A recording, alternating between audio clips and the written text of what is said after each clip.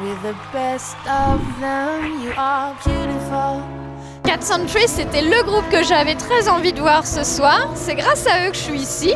Là, ils sont sur scène, le concert commence. J'ai eu la chance de les interviewer juste avant qu'ils ne montent sur cette fameuse scène.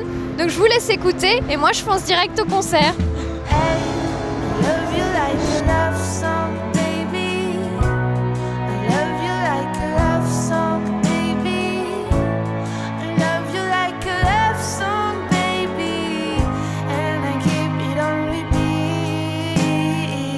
Donc les Cat Century, c'est donc Nina et Johan, entre autres. Oui, c'est ça. Voilà, donc je voulais vous dire, en tout cas, je suis ravie de vous voir ce soir au concert des Talents France Bleu. C'est un peu grâce à vous, en fait, que je suis là ce soir, parce que j'ai participé donc à un concours et il fallait adresser une dédicace à un des artistes et je vous avais choisi, en fait. Merci. Donc voilà, je suis ravie de vous voir et je me disais, votre nom de groupe, Cat Centuries, d'où est-ce que ça vient ? Tu veux raconter mon histoire? Ouais, pour changer, ça sera cool. Alors en fait, c'était Nina dans sa chambre à l'époque, parce qu'on était en coloc. Enfin non, c'était avant. Encore. On n'était pas encore en coloc. Et donc elle avait une peluche au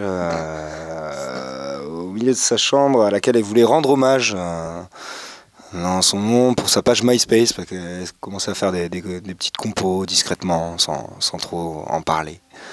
Et du coup, elle écrit Cats pour rendre hommage à sa peluche. Après, elle pense aux arbres que dessinait son papa, donc ça c'est cool. Et puis, en regardant sa peluche d'un peu plus près, après avoir publié le MySpace, pardon, j'ai du mal à parler, elle s'est rendue compte que c'était un lapin et pas un chat. Donc on aurait pu s'appeler Rabbit Centuries, ce qui aurait été beaucoup moins bien.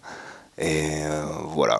On a quand même gardé le nom parce que on trouve que ça nous représente bien, vu qu'on se ressemble beaucoup en termes de caractère et de manière de procéder. On est évidemment beaucoup plus dans le rêve que dans la vie concrète, et du coup, on le dit clairement dans notre nom de groupe, et c'est bien. Et puis tu sais, on parle beaucoup des chats. Enfin, c'est vrai chaque fois on nous appelle les petits chats, et pourquoi vous êtes des chats qui grimpent aux arbres, etc. Et on parle peu de l'arbre.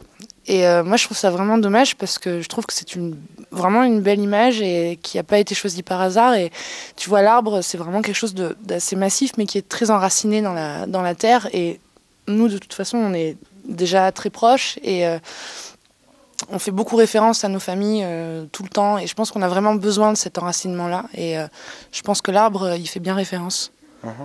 T'es d'accord? Oui, je suis d'accord. Merci. Alors justement, je trouvais que quand on vous écoute, quand on écoute vos mélodies, il y a quelque chose comme ça, je trouve d'assez...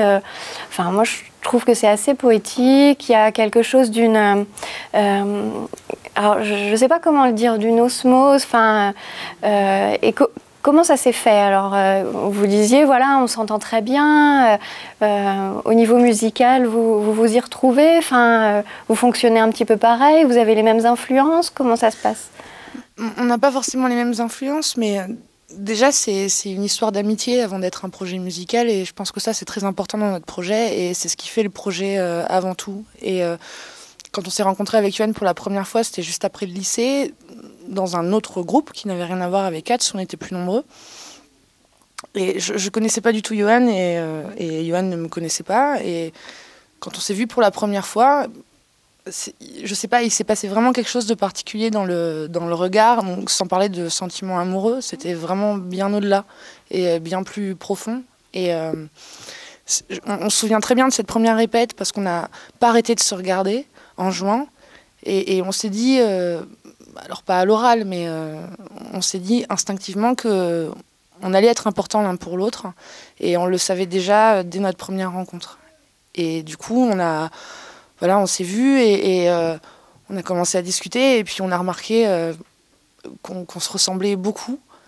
Et aujourd'hui, Yoann, je le connais comme mon propre enfant. Je peux faire l'image du frère. Surtout que t'es plus jeune que moi. Comme mon propre frère. Mais enfin, on se connaît par cœur, voilà. Et pour composer, alors du coup, comment ça s'organise? Est-ce que c'en est plus un qui propose à l'autre? Est-ce que, enfin voilà, vous êtes chacun sur votre instrument et hop, ça vient comme ça? Non, il n'y a pas de règle, il n'y en a jamais eu. Et je pense qu'il n'y en aura jamais. Et ça dépend. Et puis, tu sais, le projet a évolué beaucoup et du coup, notre façon de composer aussi. Et c'est vrai qu'au début, on se voyait beaucoup en répète parce qu'on avait le temps. Donc, du coup, on composait beaucoup tous les deux en répète.